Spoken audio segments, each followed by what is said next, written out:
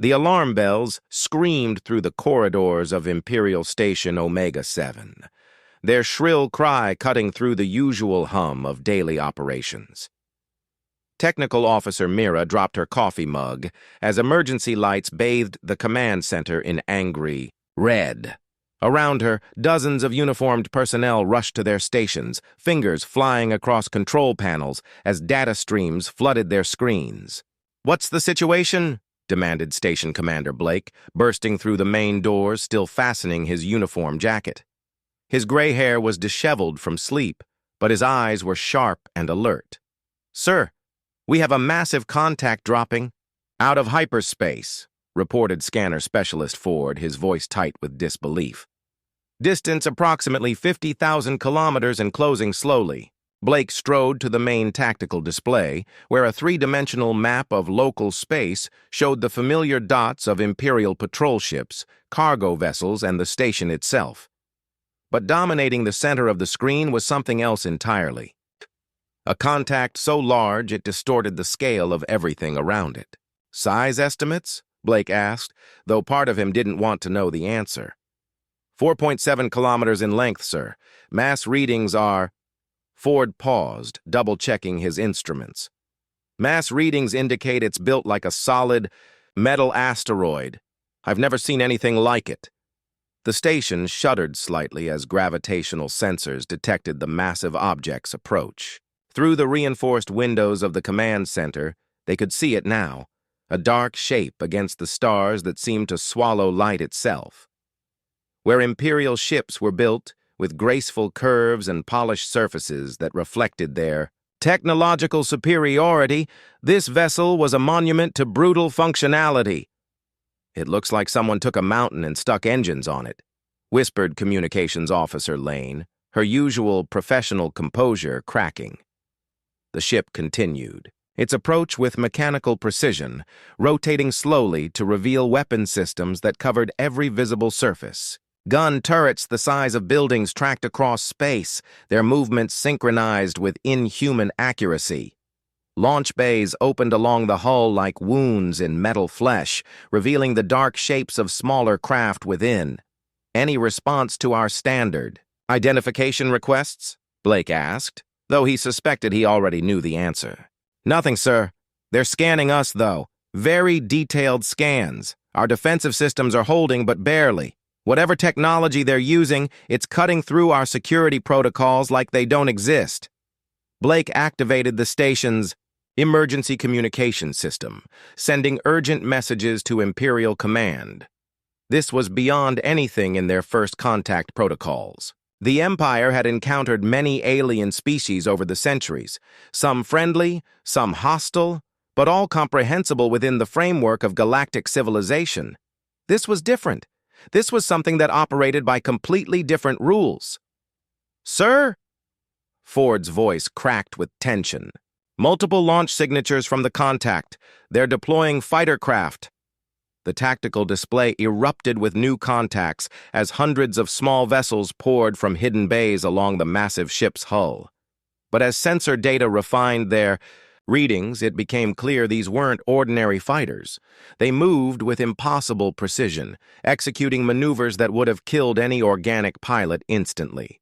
"Those acceleration rates," muttered Defense Coordinator Grant, studying the incoming data. "Those things are pulling 15 Gs without even slowing down. Nothing alive could survive that." The alien fighters arranged themselves in perfect, geometric formations around the station, holding position just outside weapons range. They weren't attacking, but their message was clear. They could attack whenever they chose, and there was nothing the station could do to stop them. Blake activated the station's defensive systems, though he suspected it was a futile gesture. Warning lights flashed as weapons powered up and defensive shields reached maximum strength. Around him, his crew worked with quiet desperation, trying to prepare for a battle they couldn't possibly win. Then, without warning, every communication channel on the station came alive with an incoming transmission. The voice that filled the command center was calm and professional, speaking perfect galactic standard with an accent none of them could identify. "Imperial Station Omega-7. This is Captain Williams of the Terran Federation ship Retribution. You are operating in claimed human space without authorization. Identify yourselves and state your purpose here. The command center fell silent except for the hum of electronics and the distant thrum of life support systems. Blake stared at the communication panel as if it had grown teeth. In all his years of service, in all the Empire's vast databases, of known species and governments, there was no record of anything called the Terran Federation or any species that called itself human. Terran? Blake muttered, accessing his personal computer terminal. I've never heard of any Terrans. Sir, Ford reported, his voice hollow with disbelief. I'm reading the ship's power signature now. They're using controlled nuclear fusion, but the output levels are impossible. They're generating more energy than our entire orbital defense grid. Blake realized that everything he thought he knew about Imperial superiority in space was about to be challenged. The massive ship hanging in space before them represented technology and capabilities that the Empire didn't understand, deployed by a species they'd never encountered, in service of a government that shouldn't exist. "Open a channel," Blake ordered, straightening his uniform and trying to project confidence he didn't feel. "Let's find out who these humans think they are." As the communication link established, Blake couldn't shake the feeling that this moment would be remembered as the day the galaxy became a much more dangerous place. The age of Imperial dominance might be coming to an end, and they were about to meet the species that would end it. The massive warship waited in the darkness of space, its weapons trained on the station, while somewhere in the depths of that metal mountain, alien minds made decisions that would reshape the balance of power across the stars. The diplomatic reception hall of Imperial cruiser Phoenix had never felt smaller. Ambassador Richards paced nervously across the polished floor, her ceremonial robes rustling with each step. Around the circular chamber, holographic displays showed the positions of both fleets, 12 Imperial vessels arranged in a defensive formation, facing a single massive ship that dwarfed them all. "They're not responding to any of our standard diplomatic protocols," reported her aide, Lieutenant Torres, checking his communication device for the 5th time in as many minutes. "No acknowledgement of diplomatic immunity, no response to trade inquiries, nothing." Richards had conducted first contact with over 30 different species during her career. Each encounter followed predictable patterns: initial caution, gradual communication, eventual negotiation. But this situation felt different. The alien ship maintained perfect position relative to the Imperial fleet, neither advancing nor retreating, like a predator deciding whether its prey was worth the effort. "What do we know about their technology?" Richards asked, studying the tactical displays. "Very little," Torres admitted. "Our sensors can penetrate their outer hull, but the internal structure makes no sense. It's like they built their ship around their weapons instead of the other way around. Every available space seems to be crammed with some kind of defensive or offensive system." The main view screen activated, showing the exterior of the alien vessel. Even at maximum magnification, it was impossible to see the entire ship in one view. The hull was a patchwork of different metals and materials, as if constructed from salvaged parts of a dozen different vessels.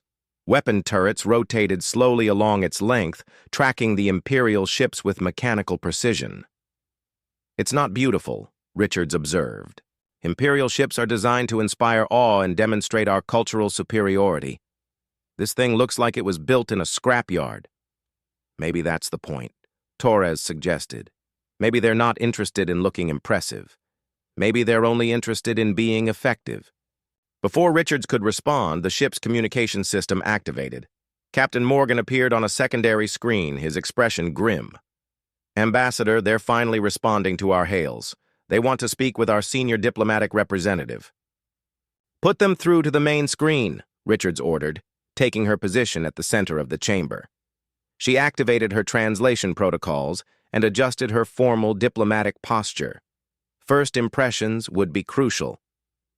The screen flickered, then resolved into an image that made Richards pause in confusion. She had expected something alien, crystalline beings like the Vorthon Collective, or energy creatures like the Astral Assembly. Instead, she found herself looking at what appeared to be a completely ordinary humanoid sitting in what was clearly a military command center. The being on the screen could have passed for human if humans existed. Medium height, brown hair showing gray at the temples, wearing a simple blue uniform with minimal decoration. But there was something in his eyes, a hardness that spoke of battles fought and won against impossible odds. "I am Captain Davis of the Terran Federation Navy," the being said, his voice calm and professional. "You've entered claimed human space without permission. Explain your presence here." Richards used her standard diplomatic opening. "I am Ambassador Richards of the Galactic Empire. We were unaware this system was under territorial claim. Our star charts show no registered ownership of this region." "Your star charts are incomplete," Davis replied. "This system has been under human protection for 4 years. The research station on the third planet operates under our direct authority." "Research station?" Richards frowned. "Our long-range sensors detected no settlements or installations." "That's because you're not looking hard enough," came a new voice from beside Davis. A female officer leaned into view, her expression less diplomatic than her captain's. "The researchers are studying the effects of Imperial pacification operations on refugee populations. They're particularly interested in the psychological trauma caused by orbital bombardment of civilian targets." The accusation hit Richards like a physical blow. The Empire's expansion policies were sometimes harsh, but they were necessary for maintaining galactic stability. The Empire brought civilization and order to primitive worlds, even if the process wasn't always pleasant. "I'm not familiar with any civilian targeting," Richards replied carefully. "The Empire's military operations are always conducted with minimal necessary force." "Minimal?" The female officer's voice carried clear anger. "The Arcturus colony. 70 million civilians dead in 3 days. The Centauri settlements. Entire cities vaporized from orbit. Does that sound minimal to you?" Richards felt the ground shifting beneath her feet. Those operations had been classified as routine planetary integration procedures. The casualty figures had been listed as acceptable losses in the greater cause of galactic unification. "I think there may be some misunderstanding," Richards began, but Captain Davis held up a hand for silence. "Ambassador, let me be very clear about something. Humanity has been watching the Empire for over a decade. We've studied your methods, your technology, your military doctrine. We know exactly what you are and exactly what you do." "And what are we?" Richards asked, though she wasn't sure she wanted to hear the answer. "Bullies," Davis replied simply. "Very advanced, very powerful bullies who've convinced themselves that might makes right. You conquer primitive worlds and call it civilization. You murder millions and call it pacification. You've built your entire society on the premise that superior technology justifies any action." The transmission paused as warning lights began flashing on the Imperial bridge. Captain Morgan's voice cut through the chamber. "Ambassador, we're detecting massive power buildups across the alien vessel.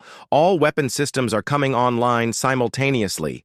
On the view screen, the alien ship began to glow as energy coursed through its hull. Weapon ports that had been dormant suddenly blazed with lethal light. The sight was both beautiful and terrifying, like watching a sleeping volcano come to life. "Captain Davis," Richards said, trying to maintain diplomatic protocol, "surely we can reach some accommodation. The Empire is always willing to negotiate with civilized species." Davis smiled, and it was not a pleasant expression. "Ambassador, humanity stopped believing in the Empire's version of civilization the day we found the mass graves on Kepler 442b. Your people turned an entire world into a cemetery." "We can negotiate boundaries," Richards offered desperately. "Trade agreements, territorial recognition, mutual defense pacts." The time for negotiation was before you started murdering innocent people, the female officer interrupted. Now it's time for something different. Which is? Richards asked, though she was beginning to suspect the answer. Captain Davis leaned forward in his command chair. Now it's time for you to learn that humanity doesn't negotiate with genocidal empires. We stop them. The transmission ended, leaving Richards staring at a blank screen while around her, the lights of the diplomatic chamber dimmed as the ship's power systems diverted energy to defensive systems. Outside, the massive alien warship continued to build power, its weapons trained on the Imperial fleet with mathematical precision. Richards realized that everything she'd been taught about Imperial superiority and galactic dominance was about to be put to the ultimate test, and she wasn't sure the Empire would survive the examination. The war room deep within Imperial Command headquarters buzzed with nervous energy as dozens of military analysts hunched over their workstations. Admiral Stone stood before the massive holographic display that dominated the center of the chamber, watching real-time feeds from the confrontation unfolding 3 systems away. The blue glow of the tactical projections cast harsh shadows across his weathered face. "Status report," Stone demanded, his voice cutting through the ambient chatter of computers and communication systems. "The Phoenix fleet remains in defensive formation around the alien vessel," reported Intelligence Officer Kim, her fingers dancing across multiple data streams. "Captain Morgan is maintaining maximum alert status, but no shots have been fired by either side yet," muttered Strategic Analyst Webb from his position near the communication array. "The energy readings we're getting from that ship are off every chart we have. Whatever they're planning, it's going to be spectacular." Stone studied the tactical display, trying to understand an enemy that defied every assumption about space. Warfare. Imperial doctrine was built on the principle of overwhelming technological superiority. Their ships were faster, their weapons more powerful, their defenses more sophisticated than anything they had ever encountered. But this alien vessel seemed to exist outside those parameters entirely. "What's our assessment of their capabilities?" Stone asked. "Unknown," Kim replied, frustration clear in her voice. "Their hull composition includes materials we can't identify. Their power generation system produces energy signatures that shouldn't be possible with any known technology. And their weapon systems?" She paused, reviewing her data. "Sir, conservative estimates suggest they're carrying enough firepower to sterilize a planet." "Conservative estimates," Webb added grimly, "based on the assumption that we understand their technology at all, which we don't." The main communication panel came alive with an incoming transmission from the Phoenix fleet. Captain Morgan's image appeared on the screen, his usually composed expression showing clear strain. "Admiral, the aliens are requesting permission to demonstrate their capabilities. They want to show us something they call the difference between Imperial power and human engineering." Stone felt a chill run down his spine. In 30 years of military service, he had learned to recognize when an enemy was supremely confident of their superiority. The aliens weren't making threats or demands. They were offering to prove their point through demonstration. "What kind of demonstration?" Stone asked. "They want us to observe their engagement with the asteroid field in Sector 7, Morgan replied. "They claim it will help us understand why continued hostilities would be inadvisable." Stone looked at the tactical display where Sector 7 appeared as a cluster of metallic asteroids roughly the size of small moons. The field had been designated as a mining prospect for the past several years, but its distance from major shipping lanes had kept it low priority for development. "They want to show off by blowing up some rocks?" Webb asked skeptically. "I don't think it's that simple," Kim observed, studying her sensor readings. "I'm detecting multiple contacts moving toward the asteroid field. Not just their primary vessel. At least 6 smaller ships are taking position around the target area." On the tactical display, new contacts appeared as human vessels moved into formation around the asteroid field. Each ship was massive by Imperial standards, but they looked like escorts compared to the primary vessel that had initiated contact. "Range to target?" Stone asked. "Approximately 200,000 kilometers," Kim reported. "That's beyond effective range for any known weapons system." Stone activated the fleet communication system. "Captain Morgan, you are authorized to observe their demonstration. Record everything. We need to understand what we're dealing with." The transmission from the Phoenix fleet shifted to show the asteroid field through their long-range sensors. The metallic rocks tumbled slowly through space, their surfaces reflecting starlight in random patterns. It was a peaceful scene that somehow made what was about to happen more ominous. "This is Captain Thompson of the TFS Vengeance," came a new voice through the communication system. "Beginning demonstration of standard human naval artillery. All Imperial vessels should observe carefully, as this represents approximately 1% of our available firepower." 1%? Morgan's voice carried clear disbelief. 1%, Thompson confirmed. "Firing in 3, 2, 1, fire."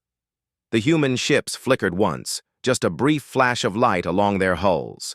For a moment, nothing seemed to happen. Then, with mathematical precision, the asteroid field began to disintegrate. It wasn't like watching conventional weapons at work. There were no explosions, no dramatic bursts of energy. The asteroid simply came apart, their molecular structure unraveling as kinetic projectiles traveling at significant fractions of light speed tore through them like cosmic bullets through tissue paper. "Dear gods," whispered Captain Morgan through the communication link. "Those projectiles, the velocities we're reading." "Approximately 15% of light speed," Kim reported, her voice hollow with shock. "The kinetic energy from a single projectile would be sufficient to crack a planetary crust." Stone stared at the display as the asteroid field transformed from solid matter into an expanding cloud of superheated plasma. The precision was inhuman. Each projectile had struck its target with mathematical accuracy, converting megatons of rock and metal into cosmic dust in seconds. "How many shots?" Stone asked, though he dreaded the answer. 6, Kim replied. "1 from each ship. 6 projectiles. Total engagement time 4 seconds. Complete annihilation of targets. And they said this represents 1% of their capability," Webb added unnecessarily. Captain Thompson's voice returned through the communication system. "Demonstration complete. Imperial vessels, please note that your largest warships mass approximately 1/10 as much as our smallest escort. Your defensive systems are designed to stop energy weapons and conventional missiles. They would provide no protection against kinetic projectiles at these velocities." Stone found himself facing the collapse of everything Imperial military doctrine was built upon. For centuries, the Empire had maintained superiority through technological advancement and superior firepower. But these humans operated on a completely different level. They had weaponized physics itself. "Captain Morgan," Stone transmitted, "begin immediate withdrawal from the engagement zone. All Imperial vessels are to retreat to minimum safe distance." "Understood, Admiral," Morgan replied. "Sir, what are your orders regarding future contact with this species?" Stone looked at the tactical display, where the expanding cloud of vaporized asteroids continued to drift through space, a monument to power beyond Imperial comprehension. The humans had demonstrated that they could destroy the Empire's most powerful warships as easily as swatting insects. "Our orders," Stone said slowly, "are to learn very quickly how to negotiate with a superior military force. Because if we don't, the Galactic Empire may have just met the species that will end it." The war room fell silent, except for the hum of computers processing data that would rewrite every strategic assessment in Imperial military history. Outside, in the darkness of space, human warships waited with the patience of apex predators, their weapons capable of reshaping the balance of power across the galaxy with a single command to fire. The secure briefing chamber 50 levels beneath the Imperial Capitol building had hosted many urgent meetings over the centuries, but none quite like this one. Director Walsh of Imperial Intelligence sat at the head of the polished conference table, surrounded by the Empire's most senior officials. The air recycling system hummed quietly in the background, unable to dispel the tension that filled the windowless room. "Ladies and gentlemen," Walsh began, activating the holographic projector at the center of the table, "we are facing the most significant threat to Imperial security in our recorded history. What I'm about to share with you will fundamentally change how we view our position in the galaxy." The hologram came to life, displaying a three-dimensional map of known space with Imperial territory marked in blue. Scattered across the map were red indicators, dozens of them, concentrated in regions the Empire had considered empty space or primitive frontier worlds. "These represent confirmed human military installations," Walsh continued. "Based on intelligence gathered over the past 2 weeks, we now estimate the Terran Federation controls or protects approximately 400 star systems." General Hayes, the Empire's top military commander, leaned forward in his chair. 400? That's impossible. Our long-range surveys would have detected industrial activity on that scale. "That's what we thought," replied intelligence analyst Parks, standing to address the group. "But human technology operates on principles we don't understand. They've developed stealth capabilities that make their installations invisible to our sensors unless we know exactly where to look." The holographic display zoomed in on specific systems, revealing detailed scans of human facilities. Unlike Imperial installations, which were built for maximum visibility and psychological impact, human bases seemed designed to blend into their environments. Orbital stations that looked like asteroids, ground facilities built into planetary crusts, mining operations that left no visible trace on the surface. "They're not hiding from us because they're weak," Parks continued. "They're hiding from us because they've been watching us for years." Minister Cross of Colonial Affairs studied the intelligence reports with growing alarm. "How long have they been observing Imperial operations?" "Conservative estimate? At least 15 years, Walsh replied. "We've identified human observation posts in systems adjacent to every major Imperial military base. They've been cataloging our ship movements, studying our tactics, analyzing our technology. This wasn't accidental first contact. This was the conclusion of a long-term intelligence operation." The hologram shifted to show comparative technology analyses. Imperial weapon systems appeared alongside human equivalents, but the scale differences were staggering. Where Imperial warships carried energy weapons measured in terawatts, human vessels deployed kinetic systems measured in petajoules. "Their military philosophy is completely different from ours," explained military technology assessor Reed. "We build ships to project power and demonstrate superiority. They build ships to end wars quickly and decisively. Every human vessel we've observed is designed for maximum lethality with minimum wasted effort." General Hayes pulled up tactical recordings from the recent demonstration. "These kinetic weapons, how do they achieve such velocities?" "We're not certain," Reed admitted. "Our best analysis suggests they're using some form of magnetic acceleration system, but the power requirements would be enormous. They'd need to dedicate most of their ship's energy output just to charge the weapons, unless their power generation is far more efficient than ours," Parks observed grimly. The holographic display showed comparative energy signatures from Imperial and human vessels. The difference was disturbing. Human ships generated roughly 10 times more power per unit mass than their Imperial counterparts. "Fusion technology?" asked Minister Cross.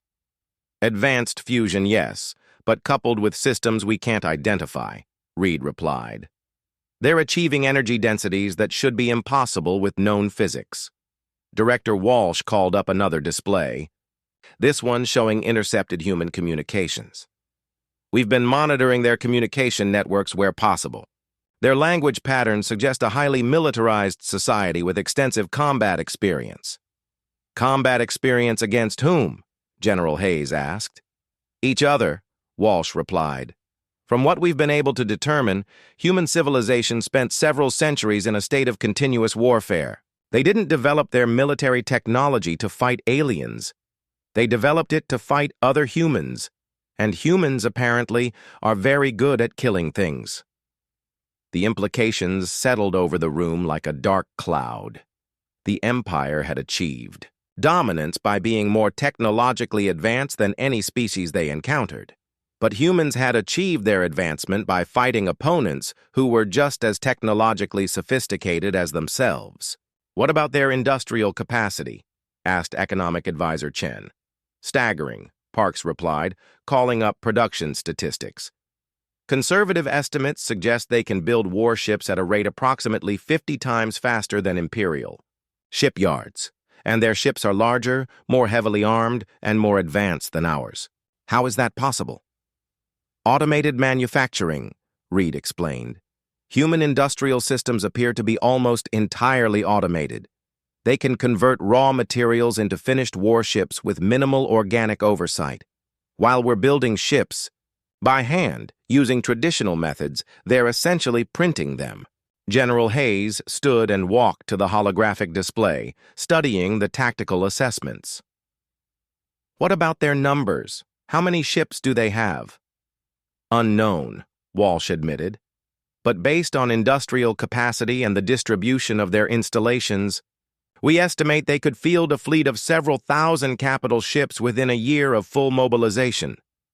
The room fell silent as the officials contemplated facing an enemy that could potentially outnumber Imperial forces 10-1 with each enemy ship being individually superior to Imperial vessels. There is one piece of good news, Parks said, though his tone suggested it wasn't very good. Human expansion appears to be defensive in nature. They're not actively conquering new territory. They're protecting existing populations from what they consider Imperial aggression. Meaning they probably won't attack Imperial core worlds unless we force them to.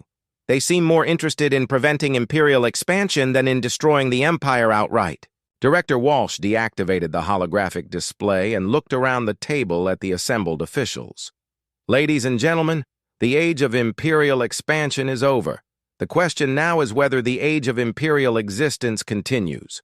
What do you recommend? Asked Minister Cross. Immediate diplomatic contact, Walsh replied. Full recognition of human territorial claims, cessation of all expansion activities in disputed regions, and prayer that humanity is more merciful than we've been. General Hayes returned to his seat, his face grim. And if they demand more than that?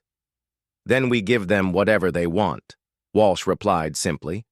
Because the alternative is a war we cannot win against an enemy we cannot defeat, using weapons we cannot understand.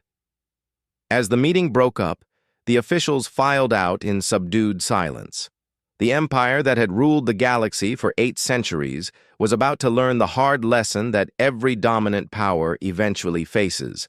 Somewhere in the darkness, something bigger and stronger is always waiting.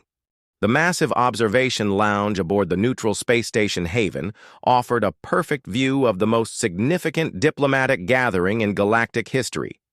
Through the transparent aluminum windows, representatives from dozens of species could see the assembled fleets maintaining careful distances from each other.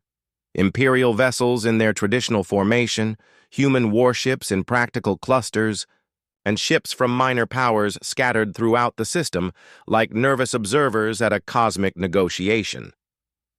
Diplomatic Coordinator Sarah Vale stood at one of the viewing stations, watching the careful ballet of military vessels positioning themselves for maximum security and minimum provocation. Beside her, Trade Representative Marcus Stone reviewed the preliminary agreements on his data tablet, occasionally shaking his head at the scope of the changes they were witnessing. 18 months, Stone muttered. 18 months ago, the Empire controlled 60% of known space. Now we're negotiating territorial boundaries like we're just another regional power. Vale nodded, though her attention was focused on the human vessels visible through the window. Even at rest, they projected an aura of barely contained violence. That made her uncomfortable. Each ship looked like it had been designed by someone who understood that space combat was ultimately about applying as much destructive force as possible in the shortest time available. The preliminary territorial agreements are actually quite reasonable, Vale observed. Humanity could have demanded much more. Could have? Stone laughed bitterly. They could have demanded everything and we would have given it to them. They're negotiating with us as a courtesy, not because they need our permission for anything. The main communication system activated, announcing the arrival of the human diplomatic team.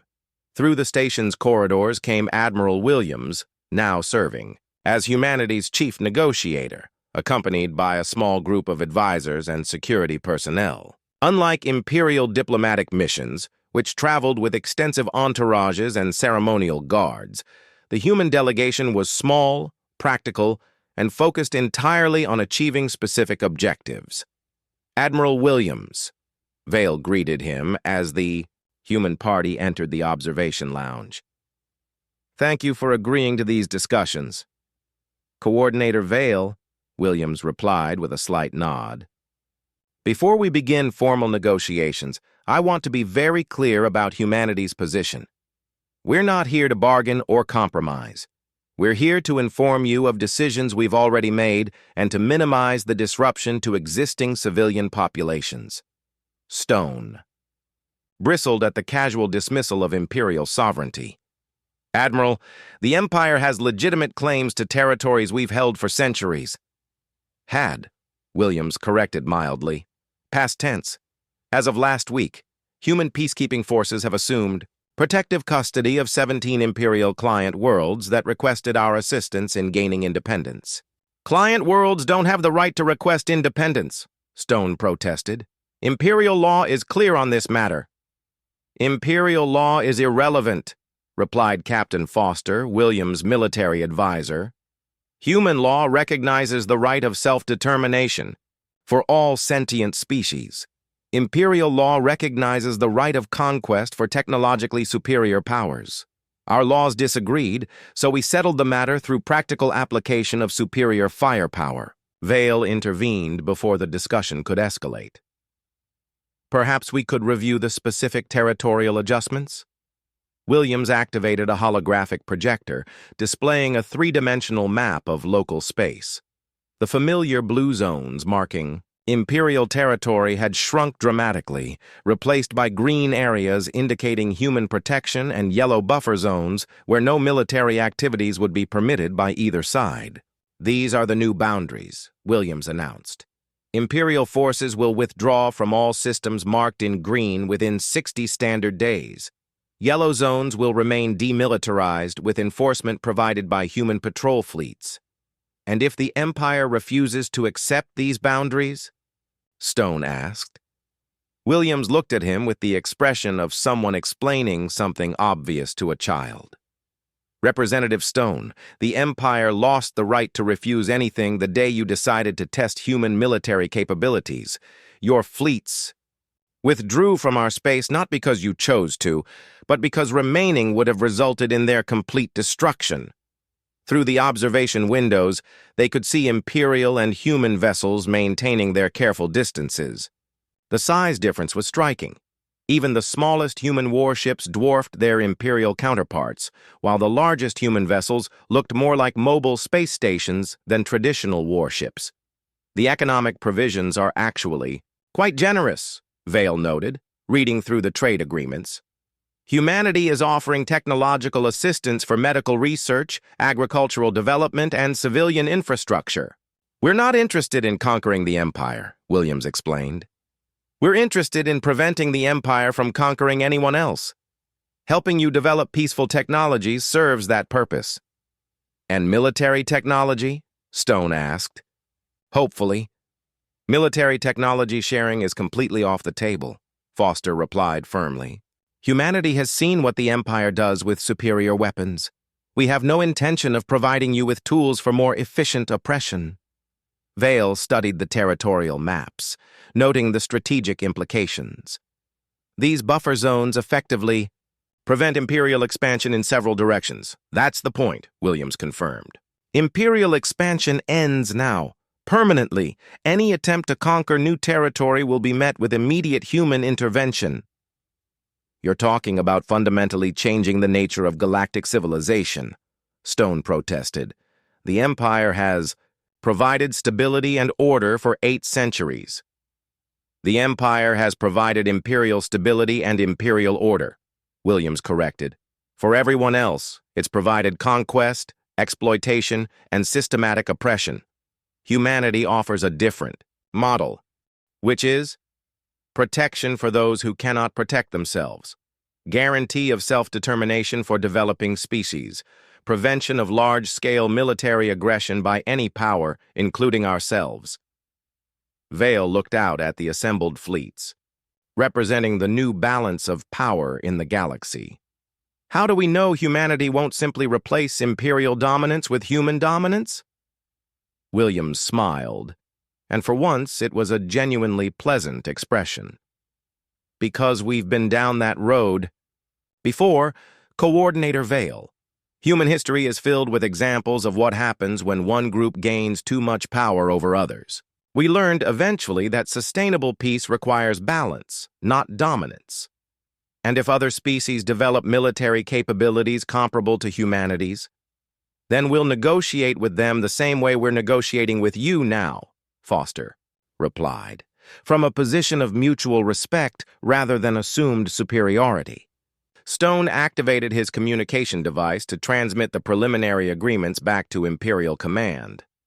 The Empire will need time to adjust to these new realities. The Empire will have time, Williams assured him. Humanity isn't in any hurry to destroy existing governments. We just want to make sure those governments stop destroying other people. As the formal negotiations concluded and the various delegations began their departure from the station, Vale reflected on the transformation she had witnessed. The galaxy that had been shaped by Imperial power for centuries was now being reshaped by human protection, and the change would affect every species in known space. One question, Admiral, Vale said as Williams prepared to leave. Why reveal yourselves now? You could have remained hidden for years longer. Williams paused at the entrance to the lounge, looking back at her with an expression of quiet determination. Because hiding only works as long as you're willing to watch injustice happen without acting. Humanity reached the point where we couldn't watch anymore. As the human delegation departed, Vale looked out at the departing fleets. The Imperial vessels moved with their traditional precision, maintaining formation as they began their journey back to core Imperial space. But there was something different about their movement now. A hesitancy that hadn't existed before, as if their captains were no longer certain of their place in the cosmic order. The human ships departed differently, splitting into smaller groups that headed toward various sectors of space. Some moved toward the newly established buffer zones, where they would begin their role as peacekeepers.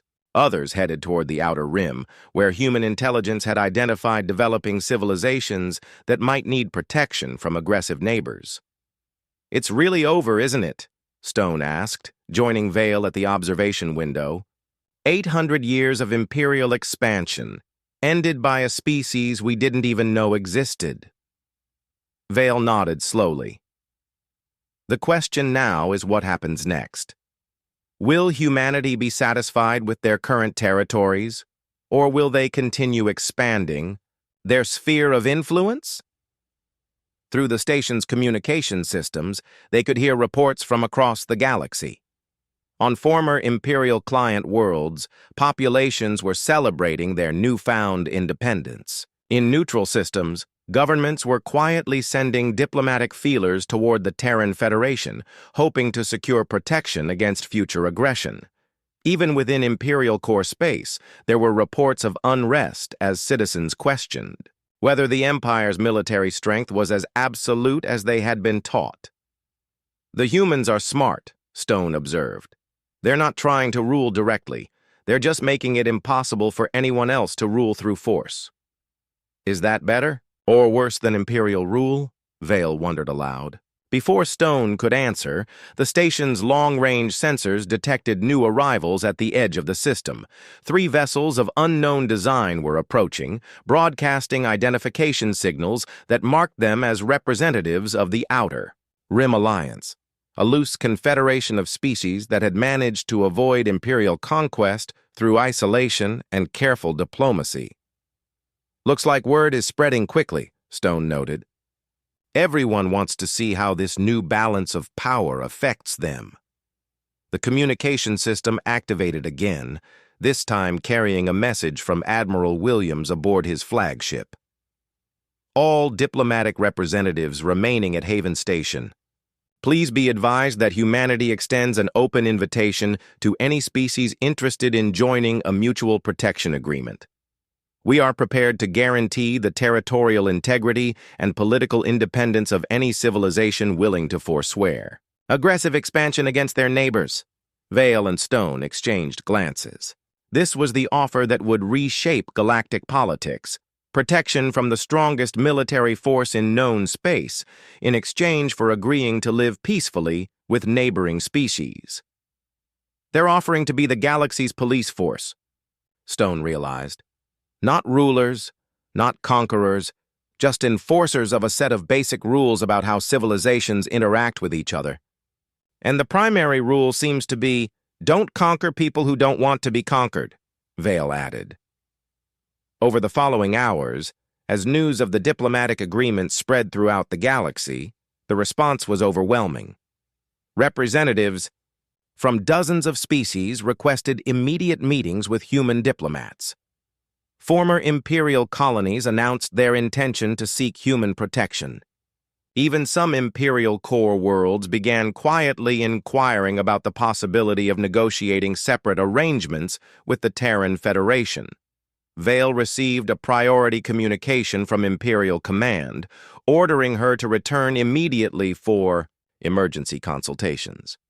The Empire's leadership was apparently struggling to understand how to function in a galaxy where they were no longer the dominant power.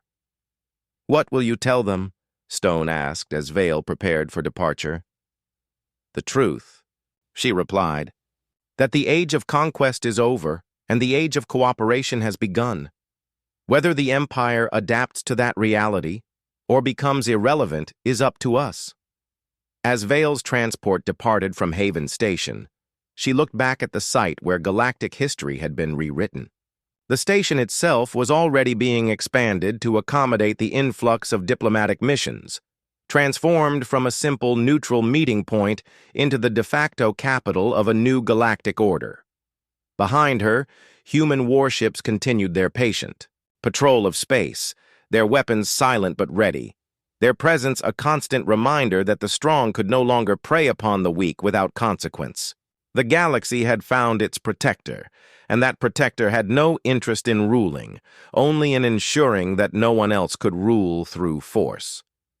For the first time in centuries, smaller civilizations could develop without fear of conquest. For the first time in galactic history, might would not automatically make right, and somewhere in the depths of space, on worlds the Empire had never heard of, species that had hidden in fear for generations began to emerge into the light, knowing that humanity stood watch against the darkness. The monster warship that had terrified Imperial forces was indeed human, but it turned out that the real monster had been the galaxy's acceptance of conquest as natural law. Humanity had arrived not to replace one form of dominance with another, but to ensure that dominance itself became obsolete. The new balance of power was not about who was strongest, but about using strength to protect those who had none. And, in that protection, the galaxy found something it had never known before: hope that peace was possible, and that the future could be built on cooperation rather than conquest.